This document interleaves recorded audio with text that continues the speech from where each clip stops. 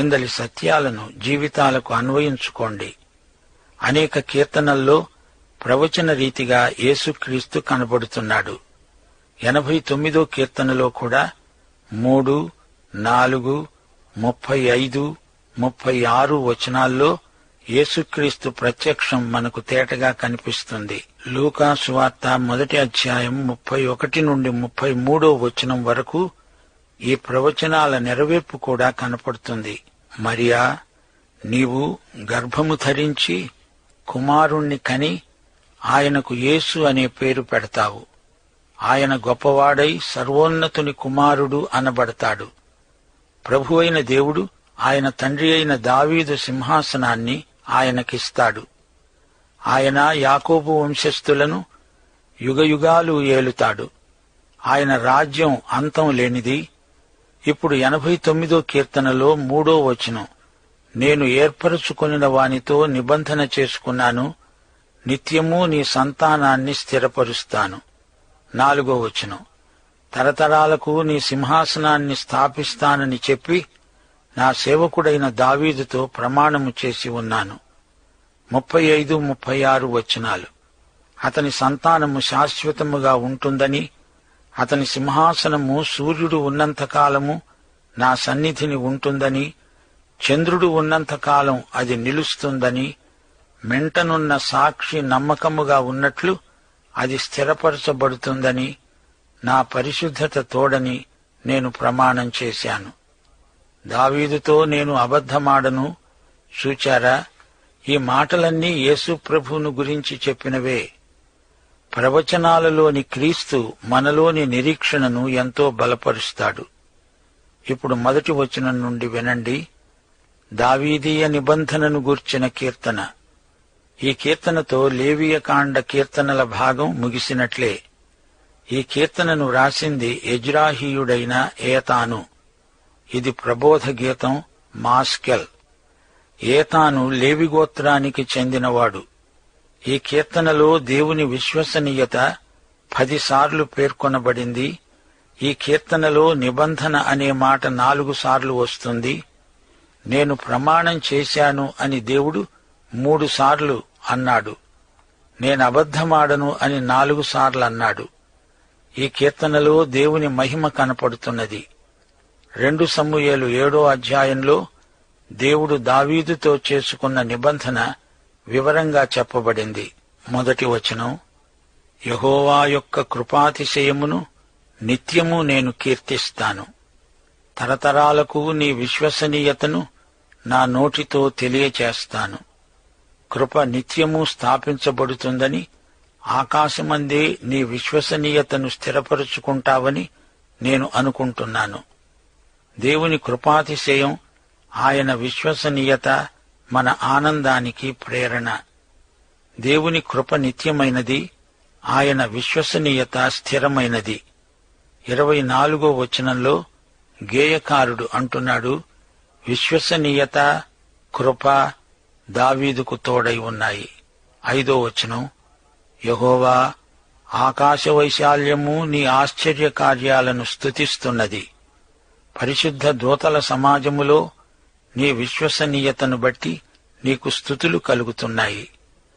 దేవుని విశ్వసనీయత కొరకు దేవునికి స్తోత్రములు. 8వ వచనం, యెహోవా సైన్యములకు అధిపతివైన దేవా, నీ వంటి బలాఢ్యుడెవడు? నీ విశ్వసనీయత చేత నీవు ఆవరించబడి ఉన్నావు. 20వ వచనం, నా సేవకుడైన దావీదును నేను కనుగొని ఉన్నాను, నా పరిశుద్ధ తైలముతో అతణ్ణి అభిషేకించి ఉన్నాను. దేవుడు తన వాగ్దానాన్ని తప్పక నెరవేరుస్తాడు. ఆడిన మాటను తప్పని దేవుడు. 27వ వచనం, నేనతణ్ణి నా జ్యేష్ఠ కుమారునిగా చేస్తాను, భూరాజులలో అత్యున్నతునిగా ఉంచుతాను. దావీదు నిబంధన క్రీస్తునందు కేంద్రీకరించబడి ఉన్నది. యేసుక్రీస్తు దేవుని కుమారుడు. ఆయన బెత్లెహేములో పుట్టినవాడు. ఆయన అవతారం ఆయన తగ్గింపును సూచిస్తుంది. ఆయన శిలువ మీద చనిపోయి తిరిగి లేచినప్పుడు తన పునరుత్థానమందు ఆది సంభూతుడయ్యాడు. మృతులలో నుండి లేచిన వారిలో ఆయన మొదటివాడు. జ్యేష్ఠ కుమారునిగా చేస్తాను అనగా యేసుక్రీస్తు మొదటివాడు, ఆయన యందు విశ్వాసముంచిన వారంతా ఆయన తరువాత వారు. ప్రపంచమంతటినీ ఏలేవాడు యేసురాజు, రాజదండము ఆయన చేతిలో ఉన్నది. ఆయన భూరాజులలో అత్యున్నతుడు, రాజులకు రాజు, ప్రభువులకు ప్రభువు. 28వ వచనం, నా కృప నిత్యము అతనికి తోడుగా ఉండజేస్తాను, నా నిబంధన అతనితో స్థిరంగా ఉంటుంది. ఇప్పుడు 29 నుండి 32వ వచనం వరకు వినండి. అంశం మారింది. దావీదు వంశాన్ని గురించి, అతని తరువాతి తరాలను గురించి ఈ వాక్య భాగంలో చెప్పబడింది. 30 నుండి 32వ వచనం వరకు అతని కుమారులు నా ధర్మశాస్త్రమును విడిచి నా న్యాయ విధులను ఆచరించని ఎడల, వారు నా కట్టడలను అపవిత్రపరచి నా ఆజ్ఞలను గైకొనని ఎడల, నేను వారి తిరుగుబాటునకు దండముతో, వారి దోషమునకు దెబ్బలతో వారిని శిక్షిస్తాను. తన బిడ్డలు తప్పు చేస్తే ఆయన దండిస్తాడు. అయితే ఆయన తన కృపను బొత్తిగా ఎడము చేయడు. దేవుడు అబద్ధికుడు కాడు. దేవుడు తన విశ్వసనీయతను విడువడు. ఇప్పుడు దేవుడు ప్రమాణం చేస్తున్నాడు. 34వ వచనం, నా నిబంధనను నేను రద్దుపరచను, నా పెదవుల గుండా బయలు వెళ్లిన మాటను మార్చను. సూర్యచంద్రులు ఉన్నంతకాలం అతని సింహాసనం నిలుస్తుంది. తాత్కాలికంగా ఆయన కోపగించినా, కఠిన చర్య తీసుకున్నా, 49వ వచనం ప్రకారం గేయకారుడు, ప్రభువా, నీ విశ్వసనీయతతోడని దావీదుతో ప్రమాణము చేసిన తొల్లిటి నీ కృపాతిశయములెక్కడా అని అడిగినా, దేవుడు తన మాట ప్రకారం తన నిబంధనను జ్ఞాపకం చేసుకుంటాడు. ఆయన నిబంధన తప్పక నెరవేరుతుంది. ఆయన తన నిబంధనను ఎన్నడూ మరువడు. దావీదు సింహాసనముపై 1000 ఏండ్ల పాలనలో యేసే కూర్చుంటాడు. దానికి తిరుగులేదు. ఈ కీర్తనలో దేవుని కాపుదల వ్రాయబడింది. 90 నుండి 106వ కీర్తన వరకు కీర్తనల సంఖ్యాకాండం కొనసాగుతుంది. పంచగ్రంథాలలో ఇది 4వ భాగం. ఇది మోషే కీర్తనతో ప్రారంభమవుతుంది. సంఖ్యాకాండంలో ఇశ్రాయేలు అరణ్య ప్రయాణం, వారి విషాదకరమైన అనుభవాలు వర్ణించబడినాయి. ఇప్పుడు 90వ కీర్తన విందాము. ఇది మోషే కీర్తన, ప్రార్థన. ఇశ్రాయేలీయులు ఈజిప్టు నుండి బయలుదేరినప్పుడు మొదట సీనాయి కొండ దగ్గరికి వచ్చారు. అక్కడే దేవుడు వారికి ధర్మశాస్త్రమిచ్చాడు. ఆ తరువాత వారు వాగ్దత్త భూమి వైపు ప్రయాణం చేశారు. అయితే నేరుగా వారు గమ్యాన్ని చేరుకోలేకపోయారు. 38 ఏండ్లు వారు అరణ్య ప్రయాణం చేస్తూనే ఉన్నారు. ఎందరెందరో చస్తూ ఉంటే మోషే స్వయంగా చూచాడు. ఈ కీర్తన విషాద గీతం. మరణం, పాపం, శిక్ష అనే అంశాలు ఈ కీర్తనలో ధ్వనిస్తాయి. 1వ వచనం, ప్రభువా, తరతరముల నుండి మాకు నివాస స్థలము నీవే. పర్వతములు పుట్టకమునుపు, భూమిని లోకమును నీవు పుట్టింపకమునుపు యుగయుగములకు నీవే దేవుడవు. సోదరీ సోదరులారా, ఆదికాండం 1వ అధ్యాయంలో 27వ వచనంలో దేవుడు తన స్వరూపమందు నరుణ్ణి సృజించాడు. దేవుని స్వరూపమందు అతణ్ణి సృజించాడు.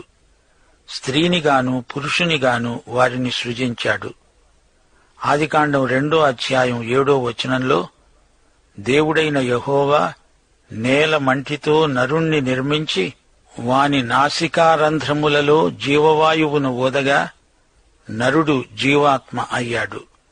ఈ 90వ కీర్తనలో మనుష్యుడు సృజించబడిన వ్యక్తిగా కనపడుతున్నాడు. దేవుడు మానవుణ్ణి ప్రత్యేకంగా సృజించాడు. నీవు మనుష్యులను మంటికి మారుస్తున్నావు. నరులారా, తిరిగి రండని సెలవిస్తున్నావు. మట్టిలో నుండి వచ్చిన మానవుడు తిరిగి మట్టిలోకే చేరుతున్నాడు. 4వ వచనం, నీ దృష్టికి 1000 సంవత్సరములు గతించినా నిన్నటి వలె ఉన్నవి, రాత్రియందలి ఒక జాము వలె ఉన్నవి. 1000 సంవత్సరాలు నీవు బ్రతికినా అది దేవుని దృష్టిలో క్షణకాలమే. నిత్యత్వంతో పోల్చి చూస్తే మానవ జీవితం క్షణకాలమే. వరద చేతనైనట్లు నీవు వారిని పారగొట్టివేయగా వారు నిద్రిస్తారు. పొద్దున వారు పచ్చగడ్డి వలె చిగురిస్తారు. పొద్దున అది మొలచి చిగురిస్తుంది, సాయంకాలమున అది వాడబారి కోయబడుతుంది. అరణ్య ప్రయాణములో మోషే తన చేతులతో ఎంతో మందికి సమాధి చేశాడు. ఎందరెందరో చనిపోయారు. మట్టి నుండి తీయబడిన మనిషి మట్టికే చేరుతాడని మోషే ప్రతిసారి జ్ఞాపకం చేసుకునేవాడు. శవాలను సమాధి చేయడం దేవుని విధానం. యోహాను సువార్త 12వ అధ్యాయం 24వ వచనం. ప్రభు అన్నాడు, గోధుమ గింజ భూమిలో పడి చావకుండిన ఎడల ఒంటిగానే ఉంటుంది, అది చచ్చిన ఎడల విస్తారంగా ఫలిస్తుంది. ఈ మాట యేసు మరణ పునరుత్థానాలకు సంబంధించింది. ఒక విశ్వాసి శవాన్ని పాతిపెడుతున్నామంటే ఒక విత్తనాన్ని భూమిలో నాటుతున్నామన్నమాట. ఒకానొక నాడు ఆ విత్తనం పండుతుంది, ఫలిస్తుంది. పూర్వం క్రైస్తవులు సమాధుల తోటకు సత్రమని, పొలమని పేర్లు పెట్టేవారు. అది సత్రం, ఎందుకంటే యాత్రికులు కొంతకాలం అక్కడ నిద్రపోతారు. అది పొలం, ఎందుకంటే అక్కడ విత్తనాలు నాటుతారు. అవి ఒకానొక నాడు ఫలిస్తాయి. పొలంలో విత్తనాలను నాటుతాము గాని తగలబెడతామా? శవాన్ని పాతిపెట్టినప్పుడు విత్తనం నాటుతున్నావు. పునరుత్థానంలో అందులో నుంచి మొక్క బయటికి వస్తుంది, కొత్త శరీరాన్ని ధరిస్తుంది. 8వ వచనం. మా దోషములను నీవు నీ ఎదట ఉంచుకొని ఉన్నావు. నీ ముఖకాంతిలో మా రహస్య పాపాలు కనపడుతున్నాయి. ఇక్కడి రహస్య పాపాలు పరలోకంలో బహిరంగ వాస్తవాలు. దేవదూతలు నిన్ను కనిపెట్టి చూస్తున్నారు. నీవేమి చేస్తున్నది పరలోకమంతా గమనిస్తున్నది. 9వ వచనం. నీ ఉగ్రతను భరిస్తూనే మా దినములన్నీ గడిపాము. నిట్టూర్పులు విడిచినట్లు మా జీవితకాలం జరుపుకుంటాము. మా ఆయుష్కాలం 70 సంవత్సరాలు, అధిక బలమున్న ఎడల 80 సంవత్సరాలు. అయినా వాటి వైభవం ఆయాసమే, దుఃఖమే. అది త్వరగా గతిస్తుంది. మేము ఎగిరిపోతాము. 80 సంవత్సరాలు నీవు బ్రతికితే అది చాలు. అది నిండైన జీవితం. 80 సంవత్సరాలు వచ్చాయంటే అది సూర్యాస్తమయం. అది క్రిందికి దిగే సమయం కాదు, పైకి ఎక్కిపోయే సమయం. 12వ వచనం. మాకు జ్ఞాన హృదయము కలుగునట్లు చెయ్యి, మా దినములు లెక్కించేటట్లు మాకు నేర్పు. యేసుక్రీస్తే మన జ్ఞానం. 1 కొరింథీ 1వ అధ్యాయం 30వ వచనం. ఆయన మనకు జ్ఞానము, నీతి, పరిశుద్ధత, విమోచనము. యేసుక్రీస్తు నీకుంటే నీకు జ్ఞానము, నిరీక్షణ ఉన్నాయి. 17వ వచనం. మా దేవుడైన యెహోవా ప్రసన్నత మా మీద ఉండునుగాక. దేవా, మా చేతి పనిని స్థిరపరచు. మనము చేసే ప్రతి పని నిత్యత్వంలో నాణ్యత గలదై కనిపించాలి. 90వ కీర్తనతో కీర్తనల గ్రంథంలో 4వ భాగం మొదలైంది. ఇది కీర్తనల సంఖ్యాకాండమని చెప్పవచ్చు. ఇప్పుడు 91వ కీర్తనలోకి రండి. ఈ కీర్తనలో జీవము, వెలుగు మనకు కనిపిస్తాయి.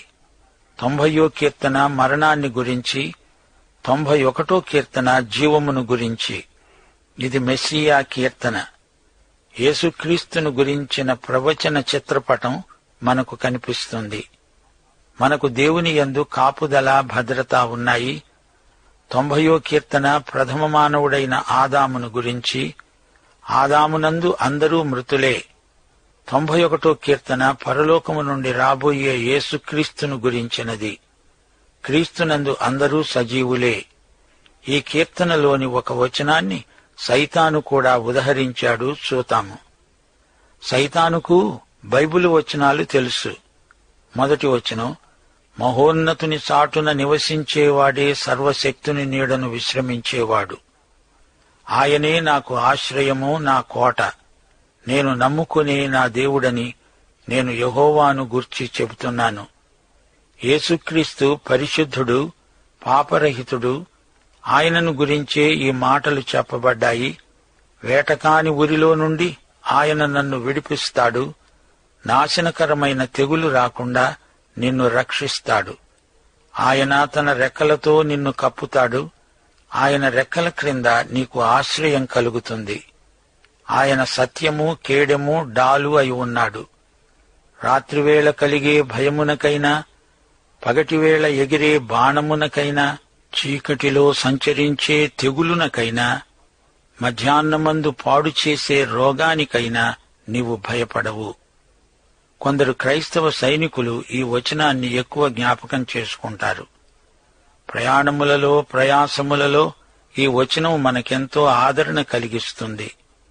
నీ ప్రక్కను 1000 మంది పడినా, నీ కుడి ప్రక్కను 10,000 మంది కూలినా అపాయము నీ వద్దకు రాదు. నీవు కన్నులారా చూస్తుండగా భక్తిహీనులకు ప్రతిఫలం కలుగుతుంది. ఇది దేవుడు తన బిడ్డలకిచ్చిన వాగ్దానం. 9, 10 వచనాలలో యేసుక్రీస్తును మనం చూడగలం.